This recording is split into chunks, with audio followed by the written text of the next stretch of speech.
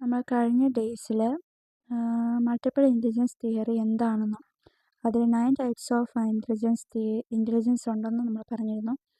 അതിൽ 4 type of intelligence ആണ് നമ്മൾ ഡിസ്കസ് ചെയ്തത്. അതാണ് bodily kinesthetic intelligence, musical intelligence, verbal intelligence, logical mathematical intelligence. നാല് ഇൻ്റലിജൻസ് ആണ് നമ്മൾ ഡിസ്കസ് ചെയ്തത്. ഈ 9 ടൈപ്സ് ഓഫ് ഇൻ്റലിജൻസിൽ നിന്നും ബാക്കി 5 ഇൻ്റലിജൻസ് ആണ് നമ്മൾ ഡിസ്കസ് ചെയ്യാൻ പോകുന്നത്. അതാണ് interpersonal intelligence, intrapersonal intelligence, visual of spatial intelligence, existential intelligence and naturalist intelligence. ഈ 5 ഇൻ്റലിജൻസ് ആണ് നമ്മൾ ഡിസ്കസ് ചെയ്യാൻ പോകുന്നത്.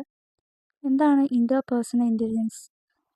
Interpersonal intelligence, it is concerned with your capacity to understand the intentions, motivations and desires of other people. എന്നുവെച്ചാൽ ഇത്രയേ ഉള്ളൂ. മറ്റുള്ള വികാരങ്ങൾ, വിചാരങ്ങൾ, ചിന്തകൾ അവയൊക്കെ മനസ്സിലാക്കിക്കൊണ്ട് അവരെ സപ്പോർട്ട് ചെയ്യാനും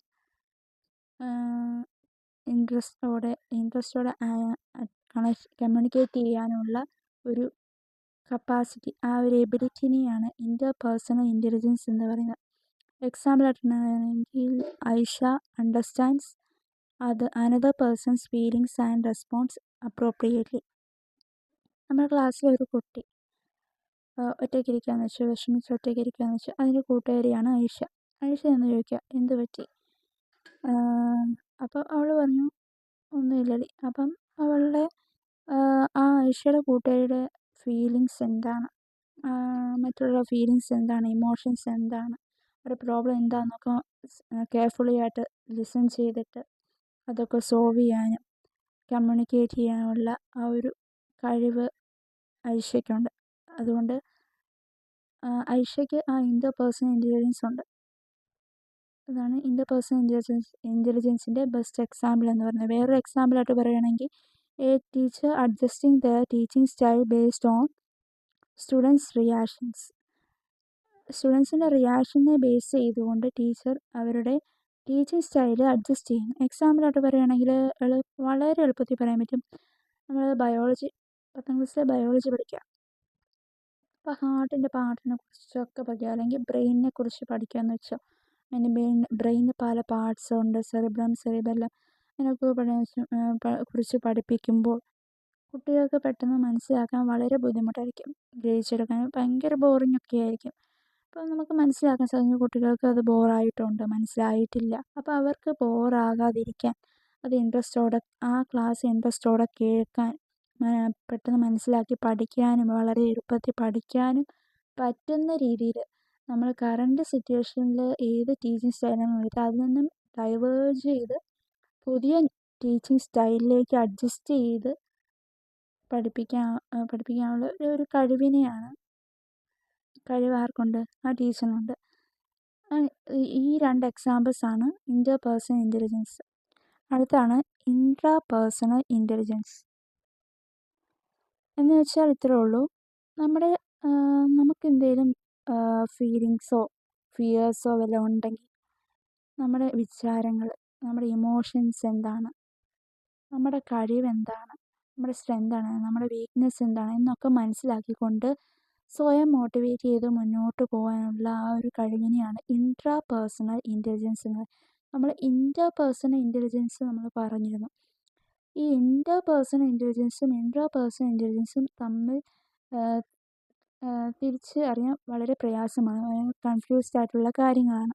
അപ്പോൾ നമ്മൾ തിരിച്ചറിയുക, ഇൻ്റർപേഴ്സണൽ ഇൻ്റലിജൻസ് എന്ന് പറയുമ്പോൾ സ്വയം നമ്മുടെ ഫീലിങ്സ് മനസ്സിലാക്കാനുള്ള കഴിവ് എന്നല്ല. ഇൻ്റർപേഴ്സണൽ ഇൻ്റലിജൻസ് എന്നത് മറ്റുള്ളവരുടെ ഫീലിങ്സ്, ഇമോഷൻസ് അതൊക്കെ കെയർഫുള്ളായിട്ട് ലിസൺ ചെയ്ത് അവരെ സപ്പോർട്ട് ചെയ്യാനുള്ള കഴിവാണ് ഇൻ്റർപേഴ്സണൽ ഇൻ്റലിജൻസ് എന്ന് പറയുന്നത്. ഇൻട്രാപേഴ്സണൽ ഇൻ്റലിജൻസ് എന്ന് പറയുമ്പോൾ നമ്മുടെ ഫീലിങ്സ് എന്താണ്, ഇമോഷൻസ് എന്താണ്, നമ്മുടെ കഴിവെന്താണ്, ഇതൊക്കെ മനസ്സിലാക്കിക്കൊണ്ട് സ്വയം മോട്ടിവേറ്റ് ചെയ്ത് മുന്നോട്ട് പോകാനുള്ള കഴിവാണ് ഇൻട്രാപേഴ്സണൽ ഇൻ്റലിജൻസ് എന്ന് പറയുന്നത്. അതിൻ്റെ ബെസ്റ്റ് എക്സാമ്പിളാണ് A student understanding the on strength and weakness. നമ്മൾ മുന്നേ പറഞ്ഞു, ഒരു സ്റ്റുഡൻറ്റ് അവനായിക്കോട്ടെ അവളായിക്കോട്ടെ ആ കുട്ടിയുടെ സ്ട്രെങ്ത് എന്നാണ്, വീക്ക്നെസ് എന്താണ്, അതൊക്കെ മനസ്സിലാക്കിക്കൊണ്ട് ആ കുട്ടിയെ സ്വയം മോട്ടിവേറ്റ് ചെയ്ത് മുന്നോട്ട് പോകാനുള്ള കഴിവാണ് എന്ത്, ഇന്റർപേഴ്സണൽ ഇൻ്റലിജൻസിൻ്റെ ബെസ്റ്റ് എക്സാമ്പിൾ എന്ന് പറയുന്നത്. രണ്ടാമത്തെ എക്സാമ്പിൾ പറയുകയാണെങ്കിൽ choosing A career based on personal interest and abilities. എന്ന് വെച്ചാൽ ഇത്രേ ഉള്ളൂ, നമുക്ക് പെട്ടെന്ന് മനസ്സിലാക്കാൻ സാധിക്കും. എന്ന് വെച്ചാൽ എക്സാമ്പിളോട് പറയുകയാണെങ്കിൽ ഞാൻ B.Ed എടുത്തത് എനിക്ക് പഠിപ്പിക്കാനുള്ളൊരു കഴിവുള്ളത് കൊണ്ട്. ആ കഴിവിനെ നമ്മൾ മനസ്സിലാക്കിക്കൊണ്ടാണ് ഞാൻ B.Ed എടുത്തത്. ചുമ്മാ നമ്മൾ ഇൻട്രസ്റ്റ് ഇല്ലാതെ നമ്മുടെ കഴിവൊന്നും മനസ്സിലാക്കാതെ ഒരു ഇൻട്രസ്റ്റ് ഇല്ലാതെ നമ്മൾ എഞ്ചിനീയറിംഗ് എടുക്കാനുള്ള അവസ്ഥയൊന്ന് നോക്കി. അപ്പം നമ്മൾക്ക് പഠിപ്പിക്കാനുള്ള കഴിവാണെങ്കിൽ പിന്നെ എന്തിനാണ് എഞ്ചിനീയറിംഗ് എടുത്തത് നമ്മൾ പിന്നീട് അത് ചിന്തിക്കേണ്ടിയിരിക്കുന്നു.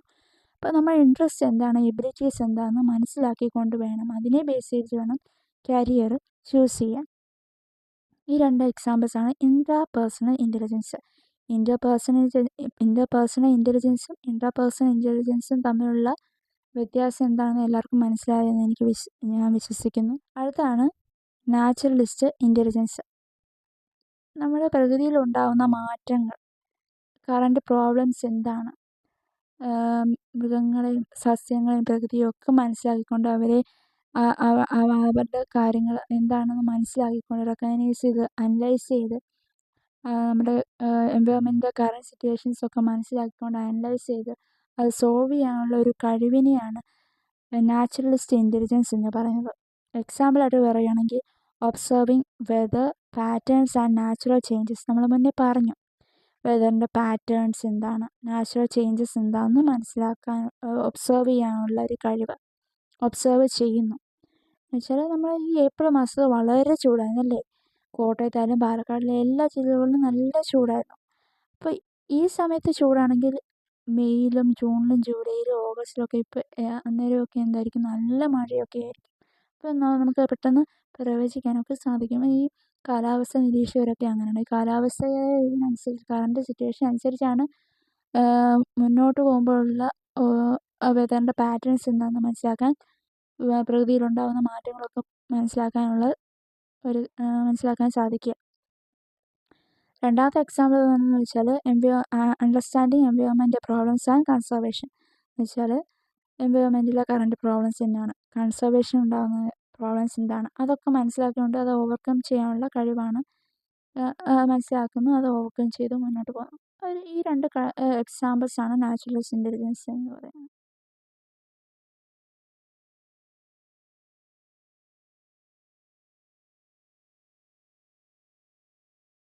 ഇതൊക്കെ മനസ്സിലാക്കാനുള്ള ഒരു കഴിവാണ് എന്ത്, വിഷ്വൽ ഓർ സ്പേഷ്യൽ ഇൻ്റലിജൻസ് ആണ്. ചില ചിത്രരചനക്കാർ ഒക്കെയും ഡ്രോയിങ് പെയിൻറ്റിങ്ങിലായാലും ഒക്കെ വളരെ ഇൻട്രസ്റ്റ് കാണിക്കുന്നുണ്ട്. അവർക്കൊക്കെ എന്തുണ്ട്, വിഷ്വൽ ഓർ സ്പേഷ്യൽ ഇൻ്റലിജൻസ് ഉണ്ട്. ഇപ്പോൾ എക്സാമ്പിളായിട്ട് പറയുകയാണെങ്കിൽ visualising objects from different angles. വ്യത്യസ്ത ആംഗിളിൽ നിന്നും നമ്മൾ ഒബ്ജക്ട്സിനെ വിഷ്വലൈസ് ചെയ്യാൻ സാധിക്കും. അതാണ് ഒന്നാമത്തെ എക്സാമ്പിൾ എന്ന് പറയുന്നത്. രണ്ടാമത്തെ എക്സാമ്പിൾ എന്ന് പറഞ്ഞാൽ designing buildings, models or decorations. ഇത് എൻജിനീയറിനെയാണ് മെൻഷൻ ചെയ്യുക. അവർക്ക് എന്ത് ചെയ്യും, ബിൽഡിങ്സ്, ഇപ്പം ചൂടുകാലത്താണെങ്കിൽ 2 നില വീടൊക്കെ വെച്ചാൽ ഭയങ്കര ഇതൊക്കെ ആയിരിക്കും, ചൂടൊക്കെ ആയിരിക്കും.